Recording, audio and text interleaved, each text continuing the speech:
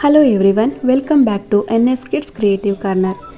ಇವತ್ತು ಕಸದಿಂದ ರಸ ಎಂಬ ಮಾತಿನಂತೆ ವೇಸ್ಟ್ ಎಂದು ಬಿಸಾಡುವ ವಸ್ತುವಿನಿಂದ ಹೇಗೆ ಒಂದು ಸಾಂಪ್ರದಾಯಿಕ ಸಿಹಿ ತಿನಿಸನ್ನು ಮಾಡಬಹುದು ಎಂಬುದನ್ನು ಈ ವಿಡಿಯೋದಲ್ಲಿ ತಿಳಿಸಿದ್ದೇನೆ. ಈ ವಿಡಿಯೋನ ಕೊನೆ ತನಕ ನೋಡಿ, ಇಷ್ಟವಾದರೆ ಲೈಕ್, ಶೇರ್, ಕಮೆಂಟ್ ಮಾಡಿ. ಹಾಗೆ ಈ ರೀತಿಯ ಕ್ರಿಯೇಟಿವ್ ವಿಡಿಯೋಸ್ಗೆ ನಮ್ಮ ಚಾನೆಲ್ ಸಬ್ಸ್ಕ್ರೈಬ್ ಮಾಡಿ. ಈ ರೆಸಿಪಿ ಮಾಡಲು ಬೇಕಾಗುವ ಇಂಗ್ರೀಡಿಯೆಂಟ್ಸ್ಗಳು: ಕಾರ್ನ್ ಹಸ್ಕ್, ಜೋಳದ ಸಿಪ್ಪೆ, ಅಕ್ಕಿ ಹಿಟ್ಟು, ತುಪ್ಪ, ಉಪ್ಪು, ಏಲಕ್ಕಿ ಪುಡಿ, ತೆಂಗಿನ ತುರಿ ಹಾಗೂ ಬೆಲ್ಲದ ಪುಡಿ. ಕಸವೆಂದು ಬಿಸಾಡುವ ಜೋಳದ ಸಿಪ್ಪೆ ಬಳಸಿ ರುಚಿಕರವಾದ ಈ ಕಡುಬನ್ನು ಹೇಗೆ ಮಾಡೋದು ನೋಡೋಣ ಬನ್ನಿ.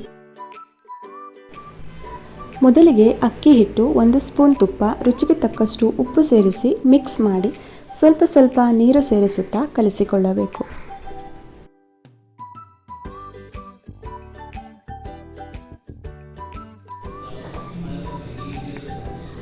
ಹಿಟ್ಟು ಉಂಡೆ ಕಟ್ಟಲು ಬರುವ ಹದಕ್ಕೆ ಕಲಸಿಕೊಂಡು ರೆಡಿ ಮಾಡಿಕೊಳ್ಬೇಕು.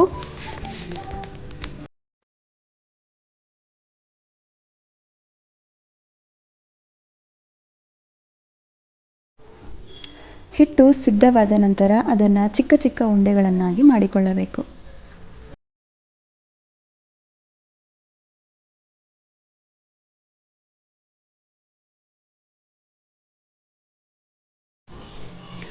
ನಂತರ ಜೋಳದ ಸಿಪ್ಪೆಯನ್ನು ಚೆನ್ನಾಗಿ ವಾಶ್ ಮಾಡಿ ಅದರ 2 ಸೈಡ್ ಎಡ್ಜಸ್ನ ಕಟ್ ಮಾಡಿ ರೆಡಿ ಮಾಡಿ ಇಟ್ಕೊಂಡಿರಬೇಕು.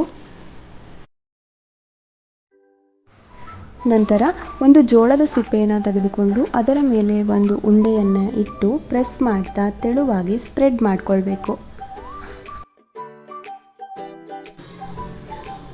ಉಂಡೆಯನ್ನು ಸಿಪ್ಪೆಯ ಮೇಲೆ ಹರಡಿಕೊಂಡ ನಂತರ ಅದರ ಮೇಲೆ ತೆಂಗಿನ ತುರಿಯನ್ನು ಹರಡಬೇಕು. ತೆಂಗಿನ ತುರಿಯನ್ನು ಸ್ಪ್ರೆಡ್ ಮಾಡಿದ ನಂತರ ಅದರ ಮೇಲೆ ಬೆಲ್ಲದ ಪುಡಿಯನ್ನು ಸ್ಪ್ರೆಡ್ ಮಾಡಿಕೊಳ್ಬೇಕು. ನಂತರ ಜೋಳದ ಸಿಪ್ಪೆಯನ್ನು ಫೋಲ್ಡ್ ಮಾಡಿ ಎಡ್ಜಸ್ನ ಪ್ರೆಸ್ ಮಾಡಿ ಕ್ಲೋಸ್ ಮಾಡಿಕೊಳ್ಬೇಕು.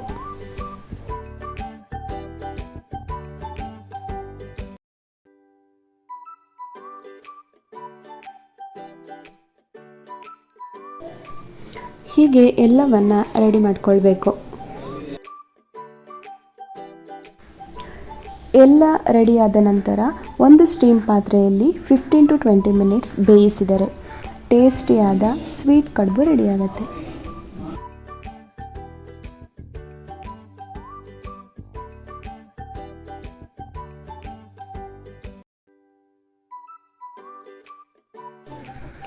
ಇಷ್ಟು ದಿನ ಬಾಳೆ ಎಲೆ, ಅರಿಶಿನ ಎಲೆಗಳಲ್ಲಿ ತಯಾರಿಸುತ್ತಿದ್ದ ಕಡುಬನ್ನು ಜೋಳದ ಸಿಪ್ಪೆಯಿಂದಲೂ ಕೂಡ ತಯಾರಿಸಬಹುದು. ತುಂಬ ಚೆನ್ನಾಗಿ ಆಗಿದೆ. ನೀವು ಒಮ್ಮೆ ಟ್ರೈ ಮಾಡಿ ನೋಡಿ.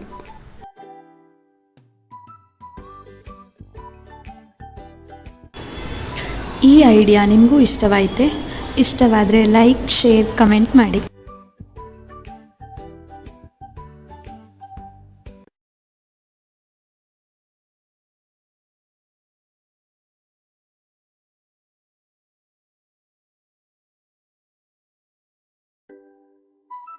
ಈ ರೀತಿಯ ಕ್ರಿಯೇಟಿವ್ ವಿಡಿಯೋಸ್ಗೆ ನಮ್ಮ ಚಾನೆಲ್ ಸಬ್ಸ್ಕ್ರೈಬ್ ಮಾಡಿ.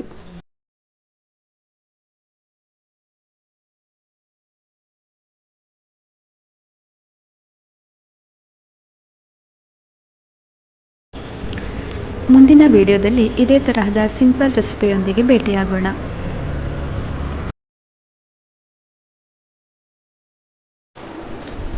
Thank you for watching.